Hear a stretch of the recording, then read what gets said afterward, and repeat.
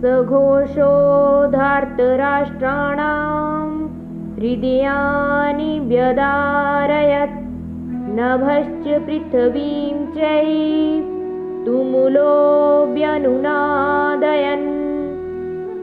पांडव सेना की वह शंख ध्वनि इतनी विशाल, गहरी, ऊंची और भयंकर हुई कि उस ध्वनि से पृथ्वी और आकाश के बीच का भाग गूंज उठा।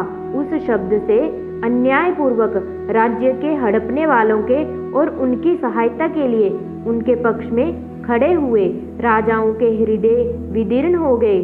तात्पर्य है कि हृदय को किसी अस्त्र शस्त्र से विदीर्ण करने से जैसी पीड़ा होती है, वैसी ही पीड़ा उनके हृदय में शंख ध्वनि से हो गई। उस शंख ध्वनि ने कौरव सेना के हृदय में युद्ध का जो उत्साह था, बल था, उसको कमजोर बना दिया, जिससे उनके हृदय में पांडव सेना का भय उत्पन्न हो गया। संजय ये बातें धृतराष्ट्र को सुना रहे हैं। धृतराष्ट्र के सामने ही संजय का धृतराष्ट्र के पुत्रों अथवा संबंधियों के हृदय विदीर्ण कर दिए, ऐसा कहना सभ्यतापूर्ण और युक्ति संगत नहीं मालूम देता। इसलिए संजय को धार्तराष्ट्राणाम न कहकर तावकी नाम आपके पुत्रों अथवा संबंधियों के ऐसा कहना चाहिए था, क्योंकि ऐसा कहना ही सभ्यता है। इस दृष्टि से यहाँ धार्तराष्ट्राणाम पद का अर्थ जिन्होंने अन्यायपूर्वक राज्य को धारण किया, ऐसा लेना ही युक्ति संगत तथा सभ्यतापूर्ण मालूम देता है। अन्याय का पक्ष लेने से ही उनके हृदय विदीर्ण हो गए। इस दृष्टि से भी यह अर्थ लेना ही युक्ति संगत मालूम देता है। यहाँ शंका होती है कि कौरवों की 11 अक्षौहिणी सेना के शंख आदि बाजे बजे तो उनके शब्द का पांडव सेना पर कुछ भी असर नहीं हुआ, पर पांडवों की 7 अक्षौहिणी सेना के शंख बजे तो उनके शब्द से कौरव सेना के हृदय विदीर्ण क्यों हो गए?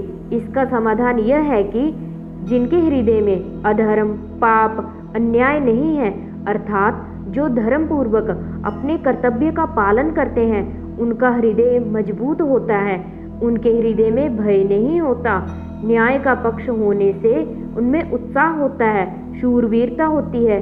पांडवों ने वनवास के पहले भी न्याय और धर्म पूर्वक राज्य किया था और वनवास के बाद भी नियम के अनुसार कौरवों से न्यायपूर्वक राज्य मांगा था।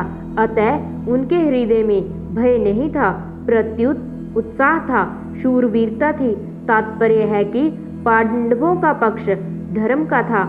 इस कारण कौरवों की 11 अक्षौहिणी सेना के बाजों के शब्द का पांडव सेना पर कोई असर नहीं हुआ, परंतु जो अधर्म, पाप, अन्याय आदि करते हैं, उनके हृदय स्वाभाविक ही कमजोर होते हैं। उनके हृदय में निर्भयता, निशंकता नहीं रहती। उनका खुद का किया पाप, अन्याय ही उनके हृदय को निर्बल बना देता है। अधर्म अधर्मी को खा जाता है। दुर्योधन आदि ने पांडवों को अन्याय पूर्वक मारने का बहुत प्रयास किया था। उन्होंने छल कपट से अन्याय पूर्वक पांडवों का राज्य छीना था और उनको बहुत कष्ट दिए थे। इस कारण उनके हृदय कमजोर, निर्बल हो चुके थे। तात्पर्य है कि कौरवों का पक्ष अधर्म का था, इसलिए पांडवों की 7 अक्षौहिणी सेना की शंख ध्वनि से उनके हृदय विदीर्ण हो गए, उनमें बड़े जोर की पीड़ा हो गई।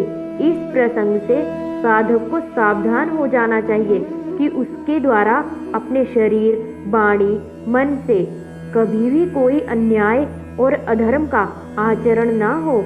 अन्याय और अधर्म युक्त आचरण से मनुष्य का हृदय कमजोर, निर्बल हो जाता है।